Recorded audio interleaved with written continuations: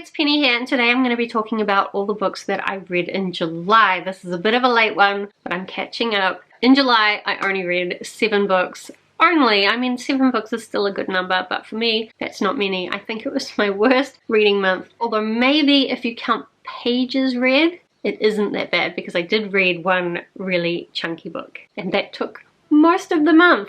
So let me tell you about the books. As usual, I am going to do this book battle style, which means I pair up all the books and I battle them against each other until we come up with the champion of the month. This month I've got a couple of long fantasies, some weird fantasy horror books, maybe sci-fi? Weird books, basically. I've got a couple of sci-fis and also a couple of short books. So let's start with our first battle. It's going to be Eye of the World by Robert Jordan up against Red Seas Under Red Skies by Scott Lynch. So the Eye of the World is the first book in the Wheel of Time series. This is an epic fantasy series, I think with 14 main books and also a prequel. So there's a lot to get to. Each book is very chunky. This was my copy of Eye of the World at 800 pages. And I think some of the future books are even more chunky than this. The first book was very slow, but I can definitely see the potential in the world and the story. In this first book, we follow a group of children. I'm not actually sure how old they are. I think they're more like teens. But basically, they live in this remote town. A bunch of things come into the town which lead them to go on this epic journey where they are on the run from different kinds of monsters. They learn about different kinds of magic, and it's really just an introduction to the world. And it really is taking its time letting you get to know the characters, which I think is why it felt so slow. However, that slowness did result in kind of an emotional payoff at the end, so I think that's a good sign for the rest of the series. Of course, the series is well loved, so I have a lot of confidence that I will like it when I continue, when I find the time to continue. The only one thing that I wish that I did get from this book is more perspectives. Primarily, we follow this boy named Rand, and he's fine, but he's kind of boring, and there are a lot of women in the story who are way more interesting. And the women in this world are much more involved in the magic, whereas men don't tend to do magic in this world because men who've used magic in the past have gone crazy and killed everyone, so like, best not to do that. But we did, as we got through the book, get a few more bits with multiple characters' perspectives. It is still always in third person, but you're following along with different characters, mostly Rand, but I was super excited to get some of the women's perspectives, and I have heard that further through the series we'll get even more of the women's perspectives, so I'm definitely continuing, and I did enjoy this book. So then, Red Seas Under Red Skies by Scott Lynch. This is the second book in the Gentleman Bastards series. The series is not yet finished, and I don't actually know how long it's going to be, but so far there are 3 books released. And the 4th one has been promised, although so far those promises have not been delivered on. I think I started reading The Lies of Locke Lamora, the first book, last year because I heard the 4th book was going to be released last year. Everyone keeps telling me it's going to be released this year. But is it? Honestly, I kind of have my doubts, but you never know, and I am enjoying the series. So it's all about Locke Lamora, who is this thief, and he has a gang of fellow thieves around him. In the first book, they were trying to pull off this crazy con to make a lot of money. In the second book, they're trying to pull off another con, also to make money, but it's definitely driven by revenge as well. They're also kind of suffering from the events of the first book where things were quite traumatic at certain times. And I did like the parts the best when Locke and his best friend Jean felt very human. There are definitely other parts of the story where it just feels like they're trying to be overly clever. And while I enjoy the cleverness, sometimes it just feels like it's trying a little bit too hard. And I would also say the first book, The Lies of Locke Lamora, was definitely cleverer than the second book. What the second book did have going for it is a casino heist, pirates, cats. The cats, possibly my favorite part, even though when I think about it now, probably there weren't enough cats, but I always like it when cats are included. So the casino heist and the pirate ship stuff were very interesting and a lot of fun. However, the story overall did feel a bit aimless, and at the end of the book I don't feel like we've progressed very far from where we were at the end of the first book, whereas I thought that some significant changes would have happened to John and Locke's situation. Still, I am going to read that third book soon, so maybe I'll get what I'm looking for in the third book, because I have heard that we get a little bit of Locke's love interest in the third book, and I've heard about her and I'm super excited to meet her. So if I'm putting these two books up against each other, it's a little bit hard. I felt like Eye of the World was definitely slower and more of a slog to get through, whereas Red Seas Under Red Skies was a lot more fun. However, in terms of where it fits within the bigger series, I did feel like Red Seas Under Red Skies disappointed me just slightly, whereas Eye of the World, I can definitely see the potential for where it's going to go next. So I think I'm going to put Eye of the World through to the next round just because it was a really great introduction to this new world and it set up some really interesting ideas. Then for our second battle, we've got Flight of the Fantail by Steph up against Kafka on the Shore by Haruki Murakami. So Flight of the Fantail is a YA horror by a New Zealand Maori author, and it's all about these kids that are going on a school trip through the wilderness in New Zealand and their bus crashes off a cliff in the middle of nowhere. So we're following all these different teens as they just try to survive this crash. A lot of them have died, and then things start to get really weird. There's also this research corporation that won't let anybody search this particular area that they happen to be in, and I feel like I can't say any more about this book because it would be spoilers, but there were definitely some really weird things that I really enjoyed. I also just really enjoyed that Kiwi feel. It just felt so familiar to me because I read so many books from non-New Zealand origins. It's rare for me to read something that feels genuine in the way that something does when it's written, I guess, in the way that your own people talk. Even though of course in New Zealand we're hugely influenced by America and the UK. So like when I read books from America and the UK, it's not like they feel completely foreign, but there's just like a comfort to hearing or to reading the teens in the book talking like teens in New Zealand would. And just like, I think the sense of humor was something that really fit with my sense of humor, and maybe that's a New Zealand thing, I don't know. But I did just think this was a lot of fun and I really enjoyed it. I would also say I often complain about teen angst in YA books, and this one, even though there was some teen angst, it wasn't done in a way that I felt was like unrealistic or overdone, or at least it wasn't annoying to me, and I really liked that. Then the second book in this battle is Kafka on the Shore by Haruki Murakami. This is kind of like a modern classic. Haruki Murakami is this Japanese author that writes all this really weird horror type stuff, and Kafka on the Shore is one of his well-known books. Unfortunately, it kind of disappointed me. I had already read The Wind-Up Bird Chronicle by Haruki Murakami and I really loved it. I thought the themes were really great and a lot of the things that happened were really bizarre and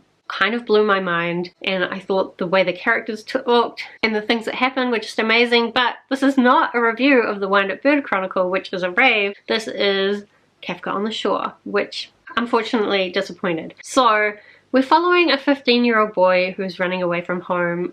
That's a bad start already because I generally don't like reading from the perspective of teenage boys, especially when it's going to tell you about all the over-sexualization that teenage boys have in their head. It might be realistic.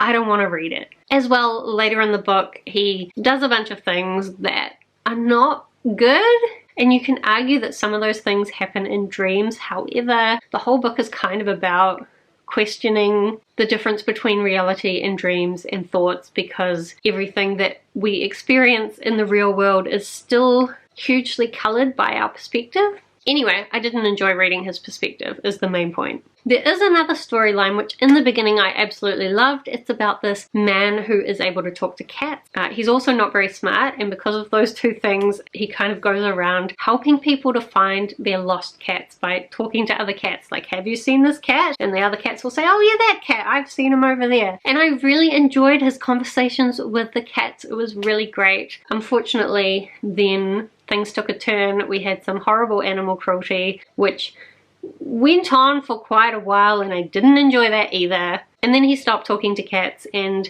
it just got weird and pointless. It didn't feel that clever. I wasn't getting anything really useful from the theme of the book, and so I was just disappointed. So I feel like you can tell, putting these two books up against each other, I'm definitely going to pick Flight of the Fantail to go through to the next round because I just enjoyed that experience so much more than Kafka on the Shore. Okay, then our next battle is between Kindred by Octavia Butler up against Forest of Memory by Mary Robinette Kowal. So Kindred is another kind of modern classic. We're following this black woman in, I think, about the 80s-ish is how it feels. I can't remember if it told you where it was set. I think about the time that it was written anyway. So there's this woman in modern times, and suddenly she starts randomly going back in time, and when she goes back in time there's always this boy there that she needs to save because he's in trouble. But of course it's also very dangerous for her because she's gone back in time to kind of like stupid American slavery times where it's a very dangerous place for her as a black woman, and she ends up having to live kind of in the past for significant periods of time and learning a lot more about that world.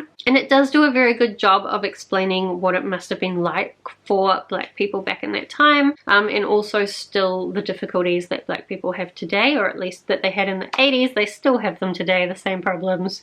Maybe it's slightly better in some ways, in other ways probably not. Anyway, it really is a good perspective of racism and slavery. It's also really relatable following along with this woman as she is trying to understand what's happening to her and why she keeps getting pulled back in time. The one thing I will say is she realizes that part of the reason why she's going back in time is because she's linked to this boy because he is her ancestor. But I found it really interesting that throughout the whole book, this boy's father is a really horrible man, and she never really makes that extra connection that if she's related to the boy, she's also related to the father and the mother. She doesn't like the father or the mother, but like, they're your ancestors too. And I guess the reason why that part of the story kind of sticks with me is that I feel like part of the story of slavery is acknowledging that your ancestors probably did do really shit things, not pretending that you come from like this long line of wonderful people. Anyway, I did enjoy this book and I definitely recommend you read it if that sounds interesting to you. I guess I would say I always really like time travel books. However, my favorites are things that get a little bit twisty. This probably didn't really have the twistiness in it